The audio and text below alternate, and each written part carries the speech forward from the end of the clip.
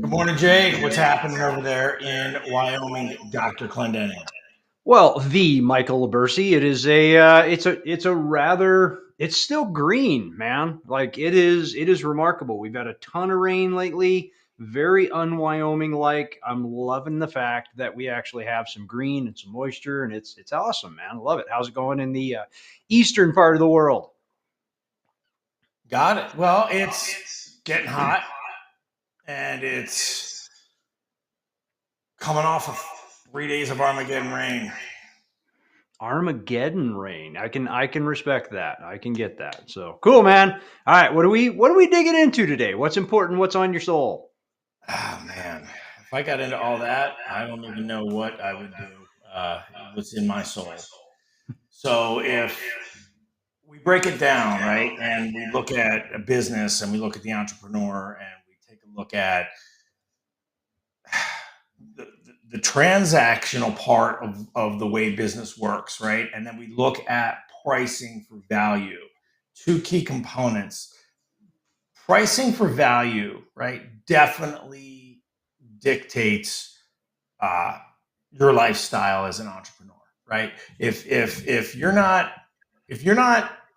priced according to what you can offer, and you're not positioned according to what you can offer, you're doing yourself a disservice. You're working twice as hard, and you're pricing yourself in a way where it's always going to be a grind. And if you're not careful as an entrepreneur, right, you'll be pricing yourself right into a grind that you can't learn to be more valuable. There's this cyclical thing that goes on. Uh, I'll take my example back to the fitness days.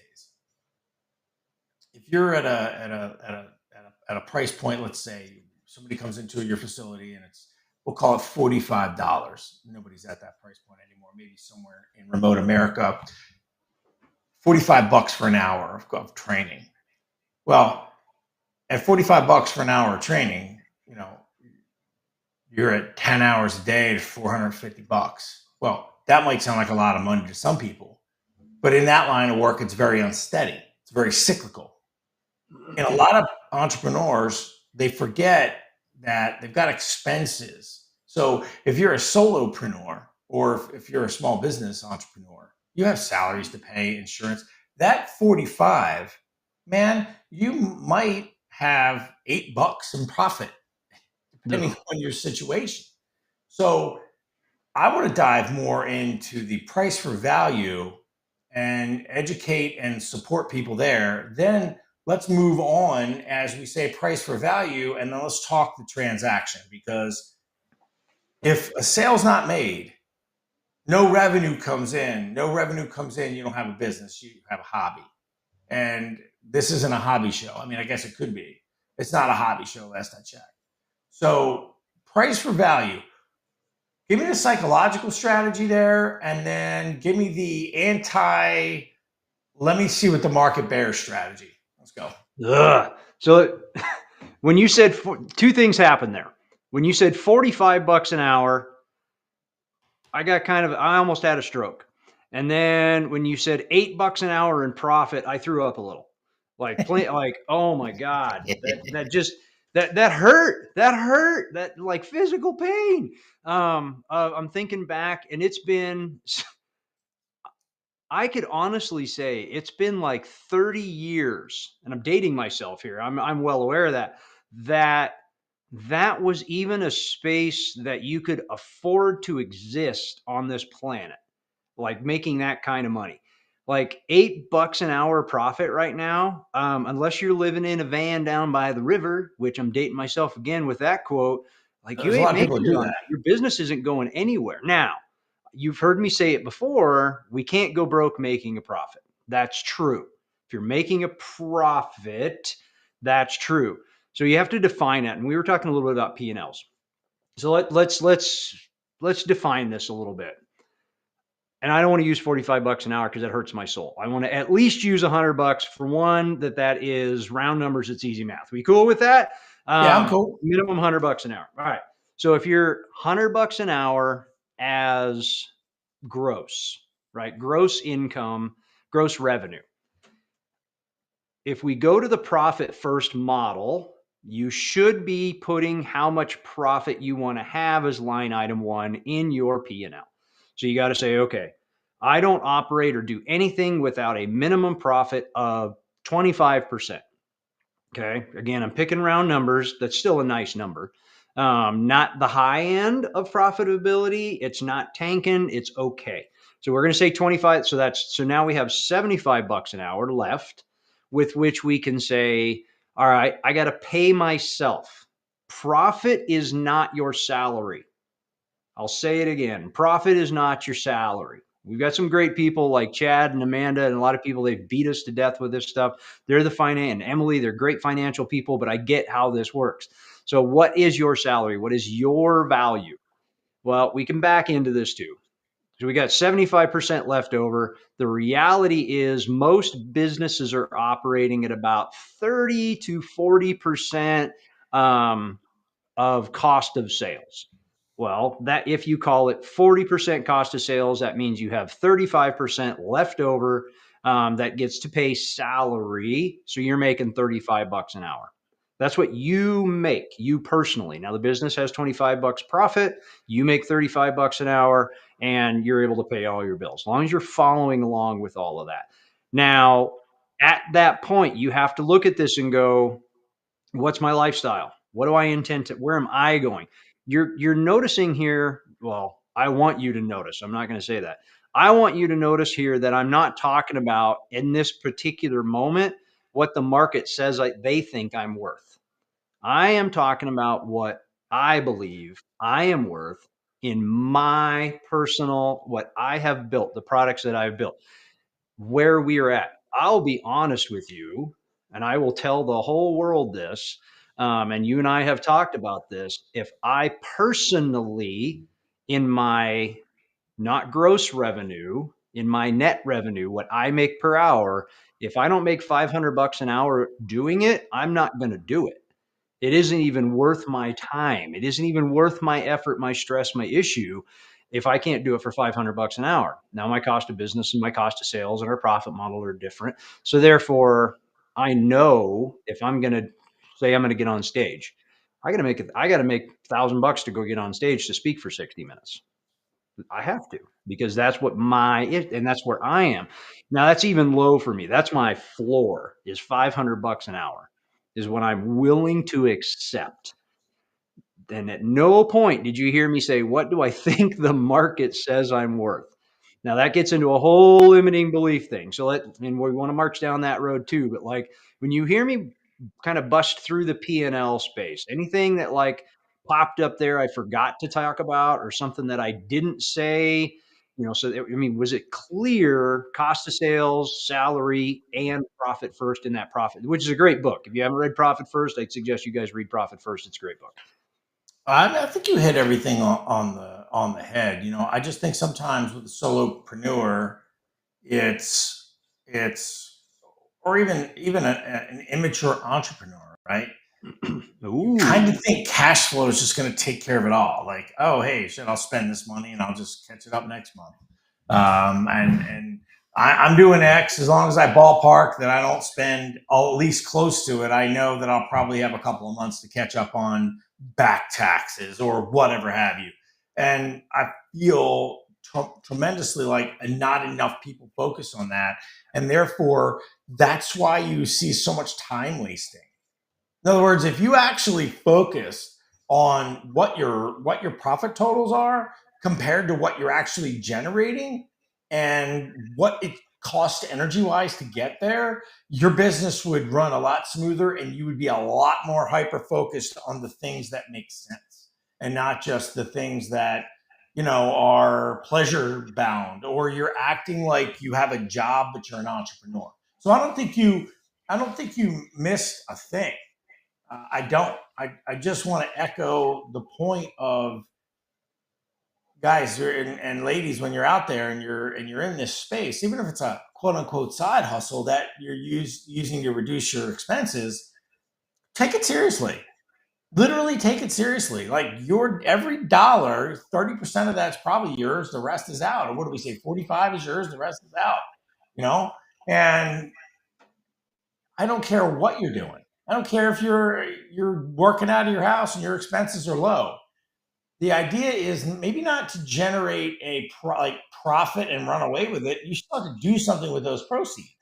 There's strategies, Hmm. strategies that smarter people over time take advantage of the opportunities given them by actually generating a profit. And then that's when that thing gets doubled down and goes into exponential growth. I don't want to get into that now, but when we talk about this kind of thing, and we talk about the P&L side of things, and we talk about the boring side of things, the boring side of things unlocks the gateway for the fun side of Uh, Man, say that again. things. Say that again. The That is boring so side of critically important. things unlocks the fun and the gateway to the fun side of things. Boring side of things unlocks the gateway to the fun side of things. Amen. Not squared away behind the scenes, you can't be squared away out there. Otherwise, you're going to be playing catch up constantly, and you are going to have a lack of focus. So, speaking of lack of focus, let's talk about how we are now expanding how to get involved with us a little more, and that would be through the guild and Yeah. our coaching program that is literally the cornerstone of lifestyle, business, and personal development. Where Jake and I break it down for you. We take things from the world of NLP, the world of marketing, the world of coaching, the world of professionals, the world of dads. We pull from moms. We discuss everything under the sun in our programs. Jake, I mean, elaborate a little bit on what does that really mean to get an insight of two people that are out here doing it. If you're out there swimming around looking for an honest to goodness program that's a community that can help you grow. Yep. So there's two pieces of this. We're going to talk a little bit more about pricing. It's funny that you brought this one up because we're going to come around to this and we're going to talk about how much this is going to cost to get into this. And you're going to be like, well, but you just said, but we're pricing this for a reason. We're pricing this for impact of where we are in our universe, like, and understand our profit model still works. We ran the math. So that said, first thing I want to tell you guys, nobody succeeds alone.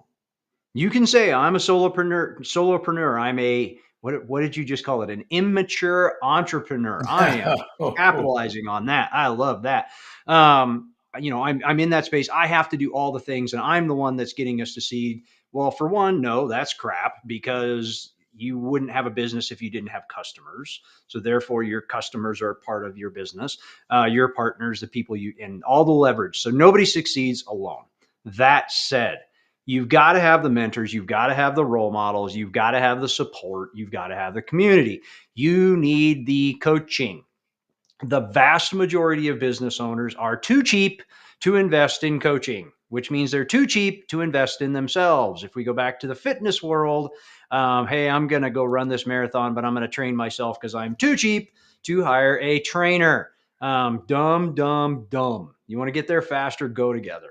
So the guild, we have reestablished what we want to do because that's what you guys have asked of us to do. This is community coaching. This is group coaching. Sign up to be part of the guild. Join Michael and I on a weekly basis, a couple times a week, that we are doing group coaching. And you can come in, you can ask us the questions, you can get coaching from the other entrepreneurs and the other great business owners that are there that they're learning from. Get the recorded calls, get all of the extra content. We will share with you all of the things that we have built in the last, long time that we've been in business so that you have all the tools and resources. Come and join it. So you can either hit the QR code, it's right underneath me over here. I can see it. Or you can go to total-disruption.com, sign up to be a guild member. And there is a limited time promotion on that will give you lifetime access right now. But you got to go to the website, total-disruption.com, and sign up. You will not believe how incredibly affordable it is to get full on group coaching with Michael and I, all the way through. And we're laying it bare. We're giving you everything that we've ever built that we know works and we've seen and that we have copied and pasted from other places. It's a massive library. What did I miss, man? Nothing. I mean, just the marketing guides and the quick starts and the way to write a book and how to basically go from 0 to 8,000 downloads. I mean, just we have it all in there. Yep. And and it's at your fingertips, done for you. You just have to follow along. We'll be in there live. That's our behind the scenes. So And that's the trick. Everything we're sharing with you, we've documented everything we've built. Like that's the trick. We've documented all the stuff, our journey all the way through. So you don't have to rebuild it. Why would you want to do that? Here, just come grab the marketing guide because we built that thing along the journey in order to get where we were. So, yep, click the QR code if you can see it. If you're just listening, total-disruption.com, join the guild, do it now. all right. So now let's roll back to pricing, right? We were talking a little bit more about going from the mindset of the mature entrepreneur and the boring stuff. Now, here comes like the price. Like, okay, so is it always try before you buy? Is it, how do you establish that you're 30% higher than the market offers? And then how do you demonstrate that power? Yeah. What do you think? So that, I've got some yeah. ideas, but you tell me. So one thing I want to get into everybody's head is something you just said was the market. There is no such thing as the market. There is a marketplace in which you choose to do business. I will say that again. There is not the market says. What marketplace are you choosing to do business in?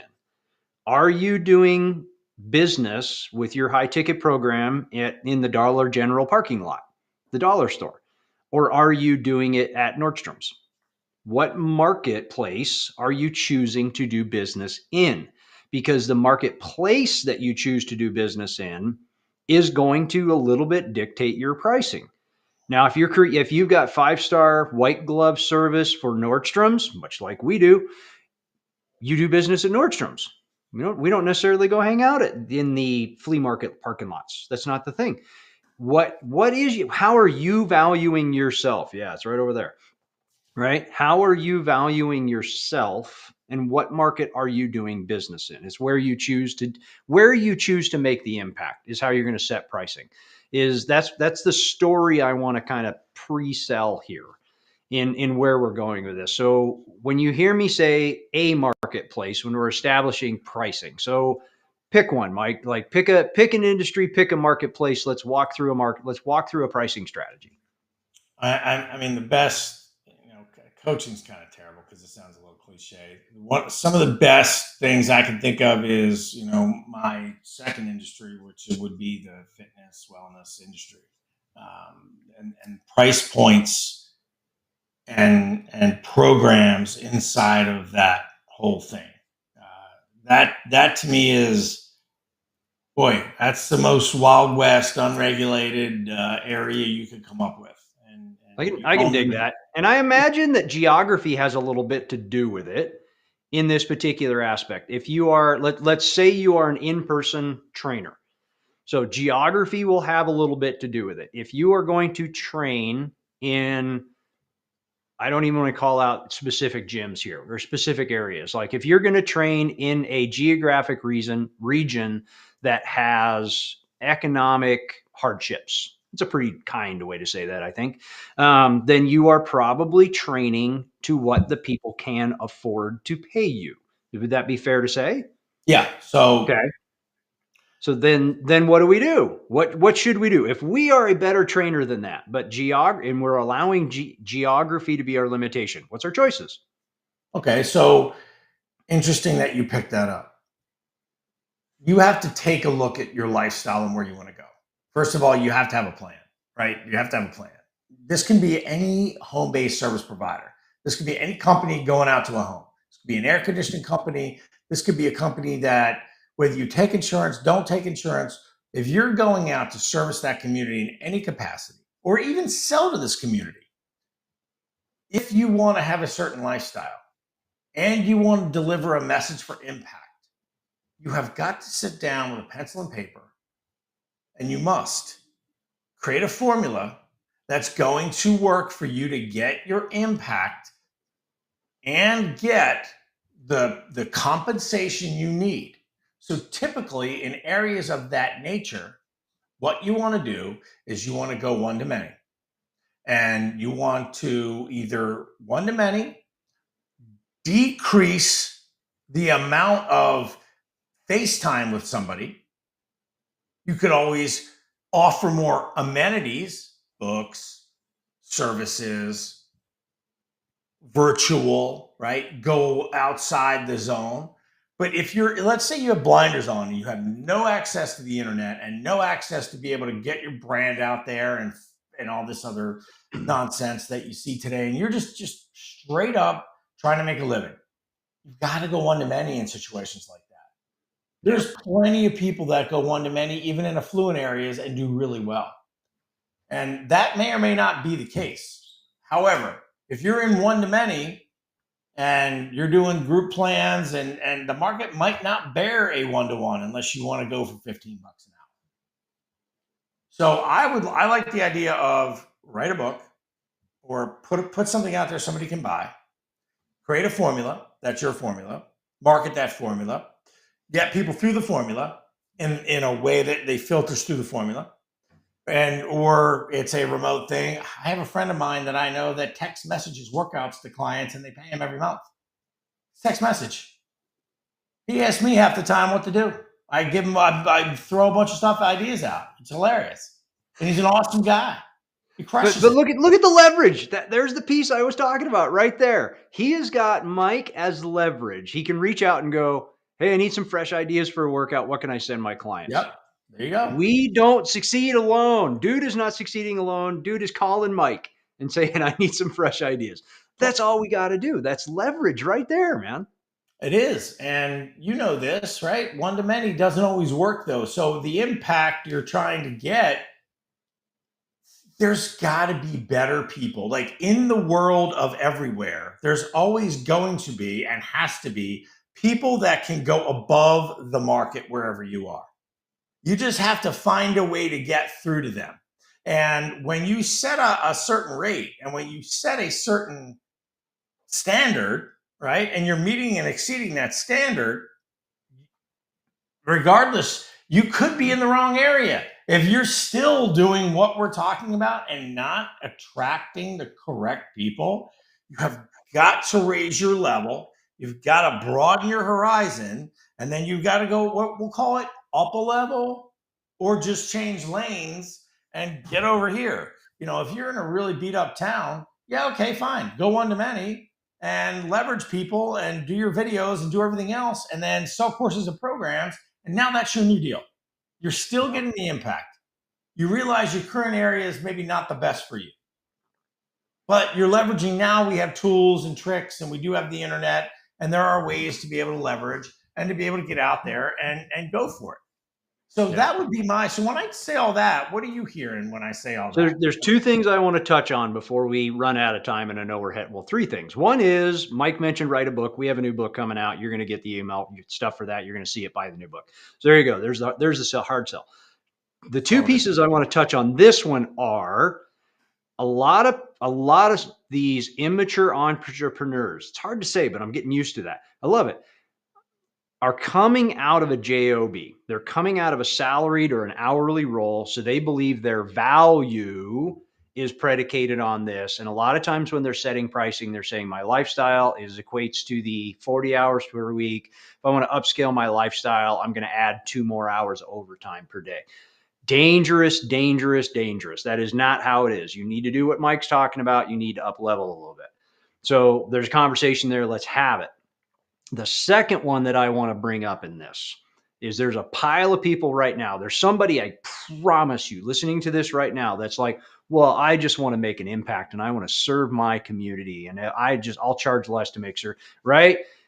Awesome. Awesome, awesome that you want to serve your community. And it's crap that you are saying, I just want to serve my community. You can serve so many more people by making more money so that you can serve more people. If you have to have 20 clients to break even in where you are right now, I don't care what it is, doesn't matter. You're a widget salesman. You got to have 20 clients to be able to do it, just to break even. You're not serving the community, you're helping 20 people. If you had 10 clients at twice the amount of money, so you're still living your lifestyle, can't you grab 5 people pro bono? that couldn't possibly afford your service anyway, and you're still making more money, but you're making a bigger impact. Think Yeah. about how you're making the impact. Scale your business to a place to where you are a philanthropist, to where you're able to do it. One of my favorite women I've known for a long time, she's 85 this year, Mo Anderson. If you haven't looked her up, she's a little Oklahoma Southern lady. Her favorite weapon, she's called the Velvet Hammer. Her favorite weapon is that southern phrase of, well, bless your heart. And I guarantee you, I dare you to go find Mo Anderson and say, I'm here to serve the community, but I don't need to make more than $100,000 a year. She will hammer you to death because you have the ability and the capability to make more money and serve more people. So think about that in your pricing solution, is how you're going to serve more people when you make more money. I mean, I'm sitting here taking notes feverishly. You're right, man, and it's not even sometimes about making more money. It's you're going to get burnt out. Like if you don't do the thing, you are going to get burnt out. Period. Yep. Whether it's 2 years, 3 years, 5 years, you are going to get burnt out. And one thing being underpriced, being in a service business can do, you're trading your most precious commodity, and that's time. Well, it looks like we're at Jake. So, on behalf of Jake Clendenning, I'm Michael Libercci. Now it's your turn to disrupt.